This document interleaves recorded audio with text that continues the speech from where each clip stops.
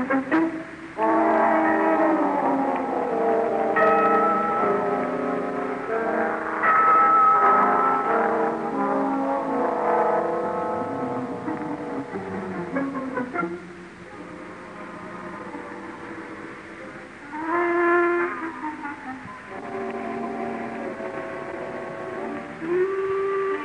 do you do? This week I'm taking you to the Black Museum at Scotland Yard. The Black Museum. Sinister name for a room which holds a series of murder exhibits, not always frightening in themselves, but terrifying when considered in their relation to their history. Now, what have we here? A human finger preserved in alcohol, a blood-stained matchstick, a piece of carbon paper, a railway ticket, a can opener. Each a piece of evidence in a horrifying crime. Over there now, to the left, in the place reserved for the newest exhibit, is a piece of paper. Reposing on it is a small bit of bone. I'm not an anatomist, but I know that that small bone was once part of a human voice box. Just a little piece of bone.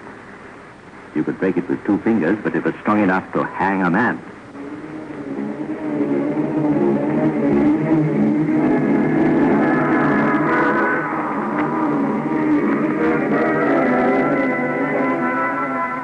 Our story begins during the London Blitz 1941. Bombs falling, buildings burning, the city near chaos. Now, supposing you'd murdered somebody during the Blitz on London, a woman. Now, supposing you'd buried the body in the cellar of a Blitz building under a lot of debris. And then you'd laid a trail which showed that the woman, like thousands of others at the time, had left London. And this was all accepted. Now, supposing a year passed, and then more than a year, and everything was forgotten, you'd be feeling pretty safe, wouldn't you? And supposing you knew that you'd put lime with the body, and that by now it was only a heap of bones under a lot of rubbish in a bombed building, with no means of identification, you'd begin to think that things were, so to speak, all clear, wouldn't you? Or would you?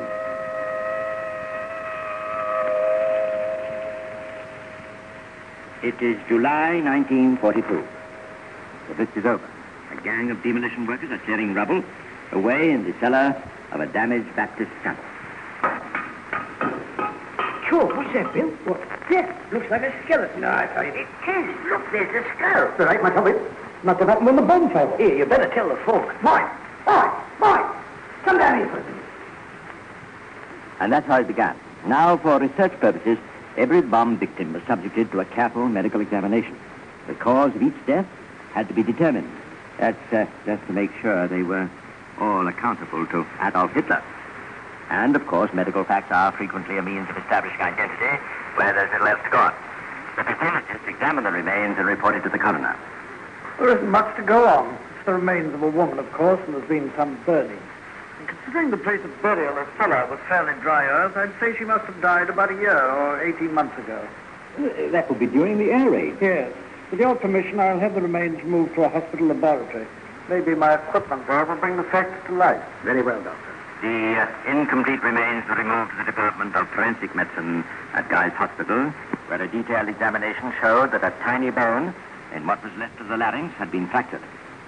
Just a tiny bone. The pathologist made his first report to Superintendent Rawlings of the Big Five of Scotland Yard.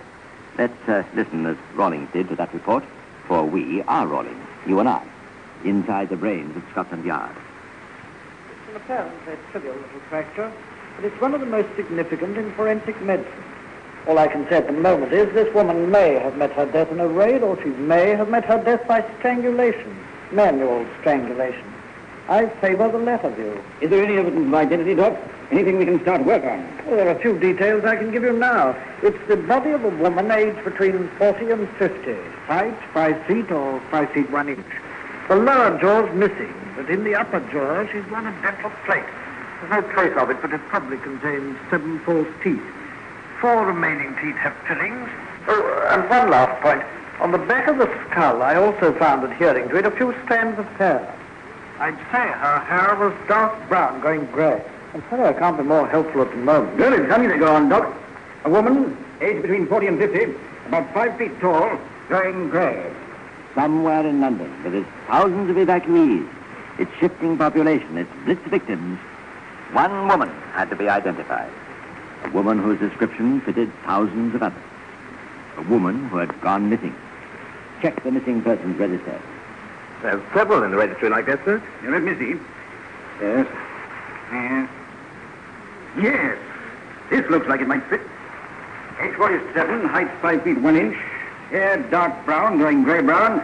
Reported missing Good Friday, 1941. At 15 months ago. Reported missing by her sister. That description fits, sir. Yes. They will fit 1,000 other people. You see, age, height, and color of hair aren't enough. For instance, did this woman have a dental plate? And the upper plate with 7 teeth in it. Is she still missing? Is she still alive? I think this is the sister, sir. The woman is still missing. She went missing on Good Friday, as reported, and hasn't been seen or heard of since. Her sister says she had a dental plate, an upper plate. With 7 teeth? She didn't know how many, sir. Who was the dentist? Oh, she moved around a bit, sir. I've the addresses of 3 dentists. So see the dentist and ask if they could identify the fillings in her teeth. Yes, sir. It looks as though the case is warming up, sir. No, not yet. Height, age, a very rough guess of the age, and the color of the hair. That's all we've got, really. We don't even know what a woman looks like. We've got a long way to go. A very long way. Yes, there was a long way to go. But all over London, detectives were drumming for information. All over Britain, other missing women were being traced. A photograph was obtained. Then came another clue. It wasn't important, but it was interesting. A sort of storybook clue that detectives keep them on their toes. This woman on the missing persons register, sir. Mrs. Dobkin, you mean? Yes, sir. A few days after she went missing, her handbag was found in the post office at Guildford. Guildford? Was it ever claimed? No, sir. What was in it? I have a report on it, sir. It contained a ration book, identity card, 2 return halves for local London travel, nothing for a journey to Guildford. A ration book and identity card. She couldn't have gone a day without them in wartime England. Yet they'd been unclaimed for 15 months. That could mean that she had no need of them anymore, which could also mean that she was dead. Of course, she could have taken a single ticket to Stafford. If so, you could reason that she was going to stay there for a while. But if she was going to stay there for a while, why didn't she search for a lost handbag? She still hadn't needed them, the ration book and the identity card. Perhaps it was just a quick visit on a return ticket.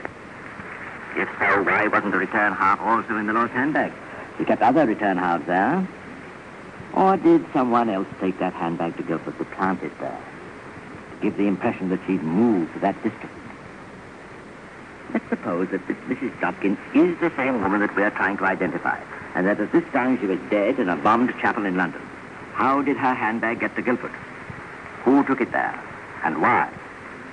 If someone took that handbag to Guildford after she was dead, then the doctor's supposition is right. She was not an air raid victim. She was murdered. But is it the same woman? It's this kind of teasing, unanswered clue that keeps detectives hot on the trail. Inquiring, questioning, interviewing. The people who lived around the bombed chapel were asked to perform that difficult feat of thinking back 15 months. Yes, I think I remember. They had a fire under the chapel about that time. Yes, it's after a bomb. They called the NSA. Yes, we attended that fire. There's a report in the incident book. A fire watcher said he saw some smoke coming from a floorboard to a little school next to the chapel. He said he threw some water on it, but it got out of hand. Did the fire watcher call him? No, it was a police call. The fire had been burning about 2 hours before we were called. Did the fire watcher say why he failed to report it? He made no explanation to me. I see. I inspected the cellar after the fire, and I felt that the fire had been caused by someone on the premises. There was no raid that night, and there was never anything inflammable kept in the cellar. Yet that night, a straw mattress was there, torn open, and part of it had been set alight. I questioned the fire watcher, but he was so evasive he annoyed me. I made a note of it in my diary. Why don't you ask the bloke what used to fire watch over there, next door to the chapel? He can tell you about it. He was a bloke named Dobkin. He was a bloke named Dobkin. The same name as the woman whose handbag was found at Guildford. He was her husband. A woman goes missing. Her husband is a fire watcher. A woman's body is found buried in a bomb-damaged cellar next to a fire-washing post. The body is partly burnt. He's implicated in the fire at that same spot. Well, to the lay mind, that seems fairly conclusive evidence. At least it's very suspicious. But The dead woman has not been identified as his wife. In fact, the remains are almost unidentifiable. Vaguely like his wife, yes, but supposing his wife is still alive. Of course, he was questioned. Yes. That's right, sir. I remember that Good Friday. That's the last time I saw her. We've been living apart and she tried to make up to me. I wasn't going back to it, though. Couldn't stand it. We had tea together in Dawson, talked it over, and then she got on the bus going towards Shoreditch. And that's the last I saw of her. He made a written statement, sir. Shall I read it? Yes, go on. It reads, Divisional Inspector. Dear sir, in respect of what you say that my wife has been found dead or murdered... Who said that his wife has been found murdered? No one, sir. He wrote that himself. I see. Well, let's have another talk to the medical boys and get that dentist. Good evening. Good evening, Doctor. Good evening. You want to see me? Yes. By the way, think of that sketch of the upper jaw. It's identical to the upper jaw of the dead woman. Do you think you could identify your... Yes. I see it on the table.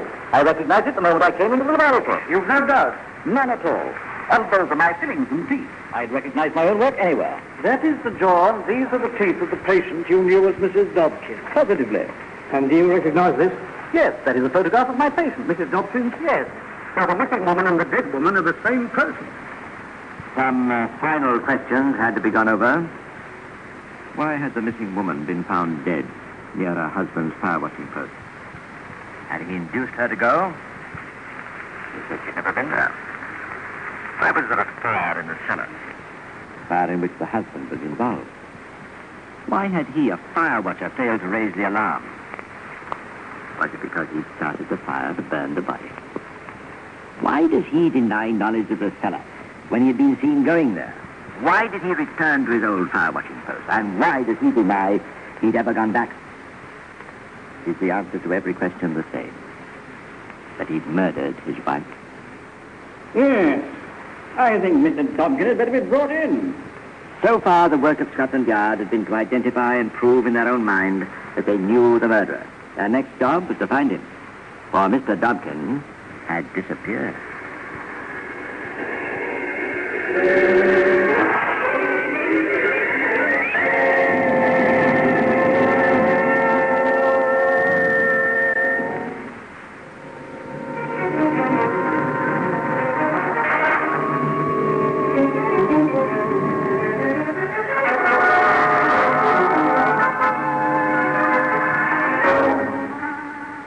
As you've learned, Scotland Yard first identified the murderer in their own minds, so there remained no shadow of doubt that Dobkin was the guilty man. But, as is so often the case with the Yard, in making sure that the man was guilty before taking him into custody, they had given him an opportunity of realizing that the police were after him. Within half an hour, Rawlings was giving orders for Dobkin's arrest. The first reports came in. Dobkin left the lodging house where he was staying 2 days ago without giving an address. They've no information on him at the food office, and he just didn't turn up at the factory where he was working. Any relatives? There's a married sister at Clapham. She told us a funny thing. Dobkin was always in court for failing to pay his wife her maintenance money. In fact, he went to jail for it once. But directly she disappeared, he became very regular in his payments. Something else for Mr. Dobkin to explain. The police looked at his dossier. Age 49, born in Clapham, spent all his life in London. If Mr. Dobkin ran true to form, he'd be found somewhere in London. The dragnet went out.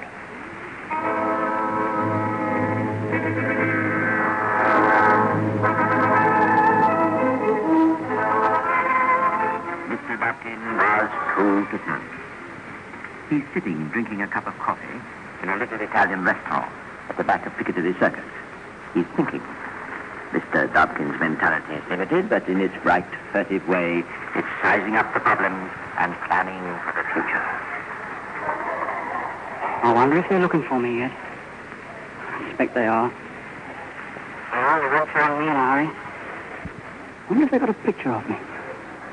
Suppose I better do something about changing the appearance, then to do in film. Start wearing a cap or something. I know. I'll have a shave and take my moustache off. That'll make a difference. That'll fool them. I'll better get out of this place. Too many cops around. You never know. One of them might stop you.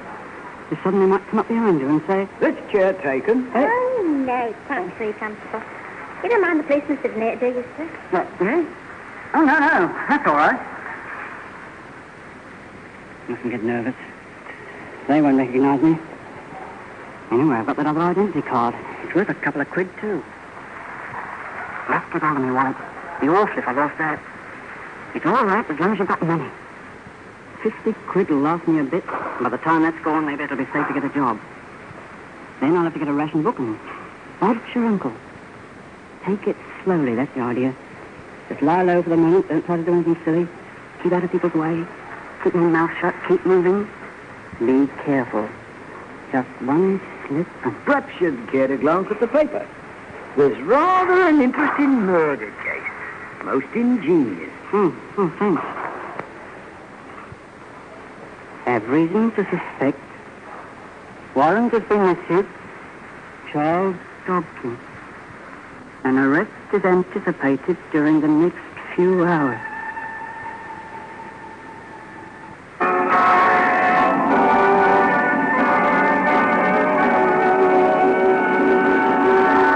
Strategy, when it's engaged in tracking down a particularly important lawbreaker, is known as Operation Net, the code word title for a system of suddenly throwing a police net around the area in which they believe their man to be hiding and asking every person within a narrowing circle to produce proof of identification. In this case, Superintendent Rawlings was pretty sure that his man was within a square mile of Piccadilly Circus. So it was late that night this radio message went out from the information room at Scotland Yard.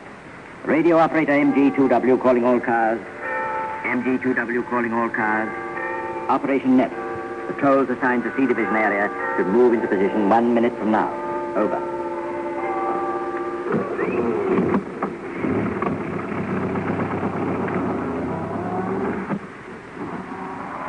In the operations room, Superintendent Rawlings was giving final instructions to the foot police. That evening we proposed to cordon up the Piccadilly Circus area in accordance with this plan. Motor car patrols are already in position at Piccadilly and Albemarle Street, and so on, right the way round. Your 0 hour is 10:30. At that time, cordons will be thrown across here, and so on.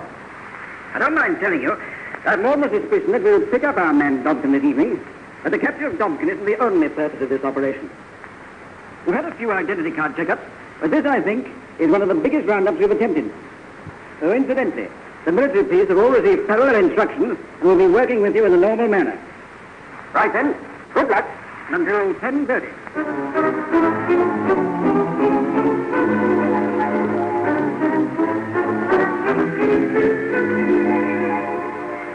Motor car patrols, cordons, one of the biggest roundups Scotland Yard has ever attempted. It's a good thing for Mr. Dobkin's already overstrained peace of mind that he doesn't realize what the odds are against him. He'd be wishing he was the invisible man. 0 hour, 10:30 p.m. Now, slowly does it. 1 at a time. You first, miss. May I see your identity card? Yes, here you are. Been doing anybody in lately, Doc? Not me. Okay, pass along. Charger? Here you are. Ah, War Reserve Constable, eh?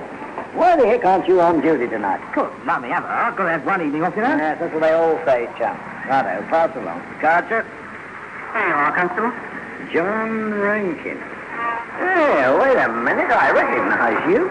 You're the man. Here, get out of my way. Yeah. Hey, wait a minute, chum. Here you are. Look at this card. You've left it behind. Well, what's up with him? I don't know. I was only going to tell him I'd seen him earlier today. There's something up with him. His identity card at home. Hey, he's going to need that later. What do you mean? Well, Mrs. Posted the wrong way. This time he's the wrong side of the police. He left this identity card in my hands. John Rankin. Yes, it's a forgery, all right. This is one of the cards which were pinched about 4 weeks ago. He picked up several of them. They're all blanks when they were stolen. Wait a minute. Have we a specimen of Dobkin's writing? Yes, I have several specimen signatures. All his papers are in this client. Let's have a look at one of them. Do you want it? Very careless of Mr. Rankin. You know, Sergeant, he signed his name just like Mr. Dobkin. Quite a coincidence. And so the night's work went on. Slowly the crowds within the police cordon diminished. Fewer and fewer people were left within the net that covered Piccadilly Circus, and as the crowds became less, the police became all the more careful. Mr. Dobkin's chances were getting smaller. I can get rattled. Hey, under the people. I've got to wait in insurance, that's all. You can't keep on chicken all night. You'll have to pack up sooner or later, then all right. All I have to do is wait. All right, there, pass along. Next one, please. Identity card. Thank you. Sergeant. Yes, sir. I think you start moving these cordons near the Piccadilly Circus. Take them in gradually, all the way round. Then when we're close enough, we'll do a sweep right across. Very good. Have a long seat. Make way there. That's right. Mr. Dobkin had been a trifle optimistic. The police may be slow, but they are thorough. Slowly down Piccadilly, down Regent Street, all the others reflecting and finally meeting at Piccadilly Circus. The police cordon started to move. They were slowly, inexorably closing in. But there was one possible way out. Mr. Dobkin decided to take a chance. Hello, it's you. The good old Underground Railway. Why didn't I think of that before? They'll be watching it, of course, but if I make a run for it, well, they'll have to be pretty slippy. I better choose it sometime. Here goes. Thank you, sir. Next one, please. I've got it just here. It's somewhere in his coat. All right, stand on one side. Let's have the next one. You are, Constable. Thank you. Here, you. Come back. Hi, back. Mr. Dobkin rushes down the passageway rather like a rabbit scuttling to burrow in the bowels of the earth. It's not a bad simile for Piccadilly Circus Underground Station. The largest subway station in the world is rather like a rabbit warren. Close and connected, all four converging lines meeting deep below here. Dobkin pushes his way through the cottage hall, buys his ticket, takes his place on the escalator, going down towards the Waterloo line. He doesn't know it, but 20 yards behind him, fighting his way through the crowd, trying to keep up with him, is the one person in the world Mr. Dobkin doesn't want to meet. A gentleman from Scotland Yard. That fooled him. This is not, last time I'm coming up to the West End, though. It's a quiet suburban life for me from now on. Follow blue light for Waterloo, eh? Some second sense seems to have warned Dobkin that something was wrong. As the crowd in out in the passageway leading to the platform, he began to a run. He reached the platform as the train arrived. It was almost the last southbound train of the night, and there was a crowd round the doorways. Mr. Dobkin pushed and shoved, and with a final heave, he was in. Let it go!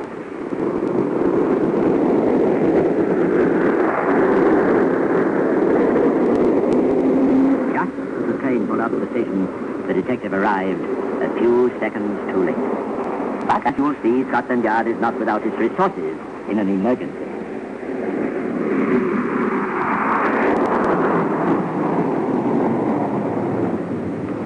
Charing Cross, all signs. What do you mean, all things? Come on, everybody, all signs. But this train goes on Waterloo. I know what it is. The train goes under the Thames, and they've closed the floodgates. All the buildings now running on, just in case a bomb gets the tunnel under the river. That's what it is. There's an air raid alarm, isn't there, Porter? I don't know. I just got my instructions, that's all. Come on now, all signs. Move along, please. It's no good you're waiting on the platform. This is the last train. You can get a bus upstairs if you want I it. can't understand it. What are they up to? No sense in Oh, it. hurry up, John. Identity card. Identity card, please. Next one, please. Identity card. I haven't got one. My name is...